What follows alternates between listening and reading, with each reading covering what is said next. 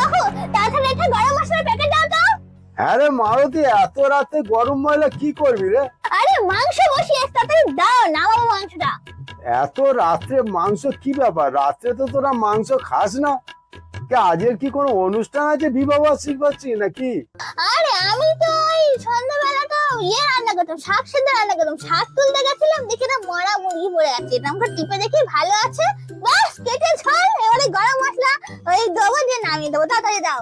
ওই বাগার থেকে গুড়ে এনেছিস?